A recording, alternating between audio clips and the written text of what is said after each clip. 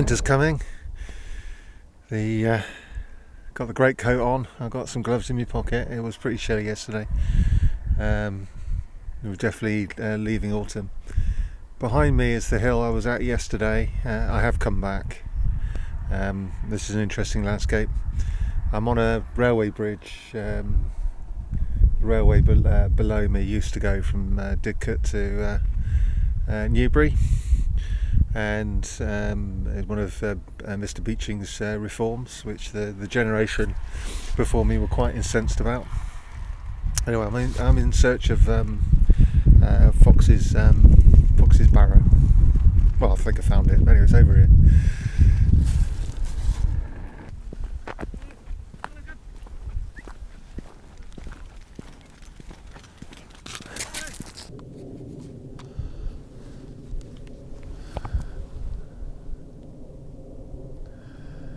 So it's behind me. That's manure in two different, interestingly, two different states. So I'm also a gardener as well as a phony archaeologist. And there's some well done manure over there, and there's some less. Still, that's still very good. I'd still put that on my beds, even though it's not finished. It's still gorgeous stuff. But I'd like to make a defence of ploughing. It came up in Mr. Tweedy Outdoors mentioned yesterday that Britain's becoming a flat or Berkshire's becoming a flat prairie.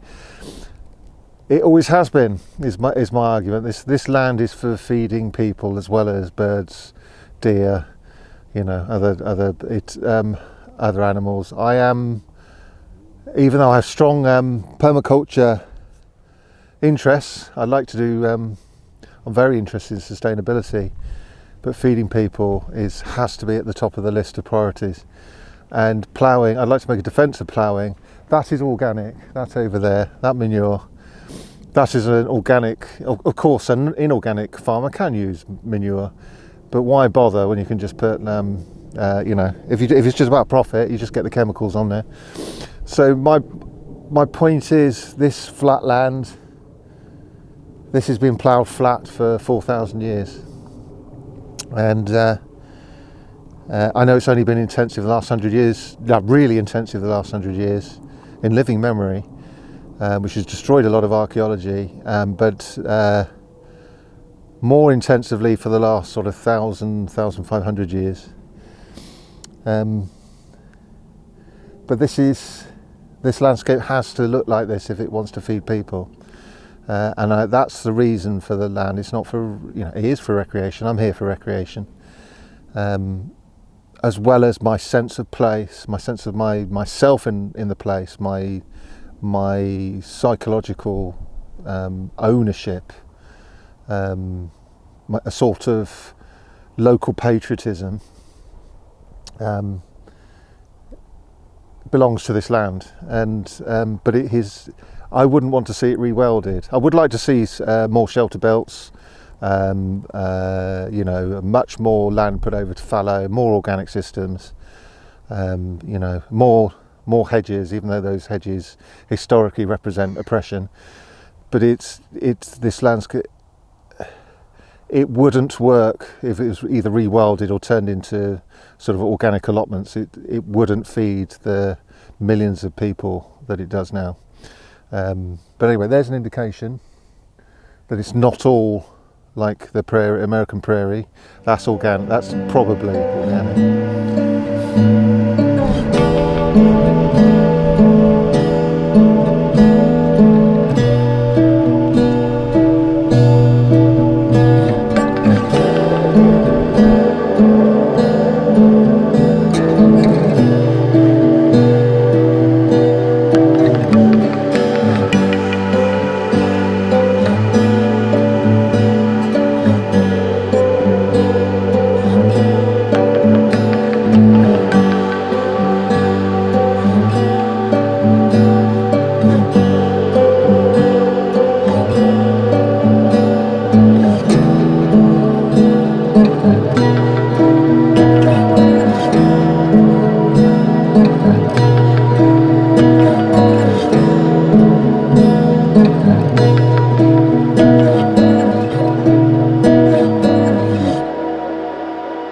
That is Fox's Barrow.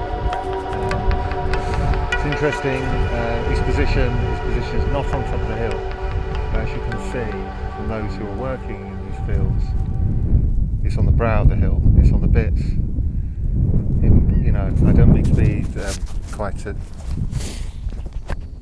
I don't mean to be suggest that get too sort of poetic or metaphysical about this, but that burial is in between. That is sort of halfway between our world and the boundary, the edge of the landscape, the high points. So it's we can see it can see us. So Grandad is there looking down on the next generation. That's my belief. But it's bear in mind these places aren't on top of hills. They're everywhere. There's some more down in the bottom of the hills. Anyway, there's more to say about this location.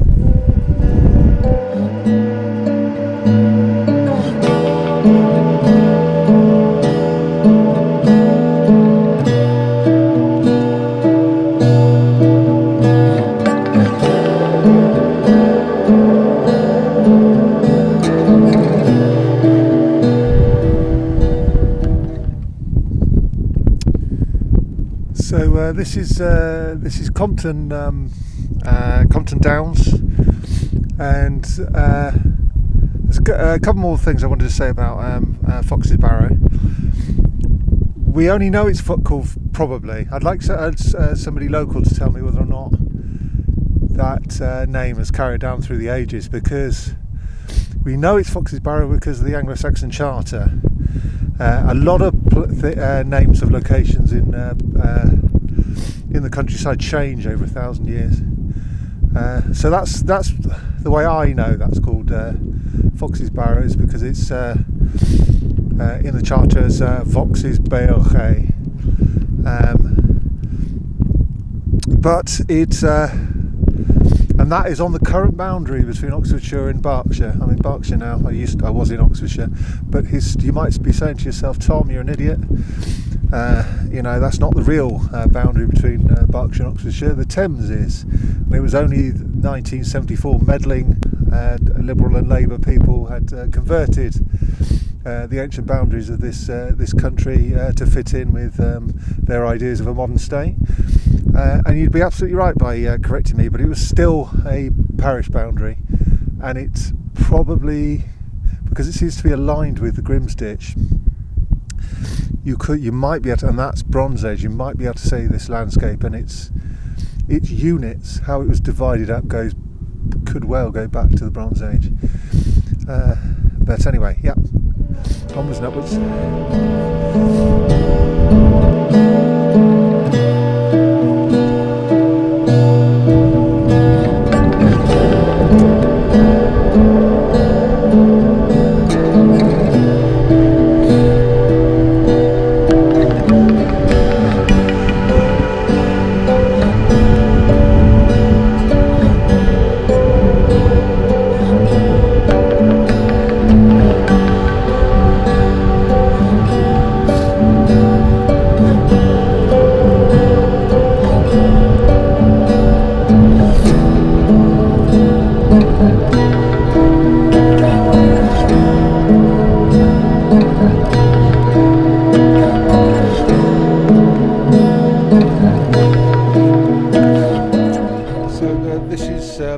This is the Ridgeway, and it's joining.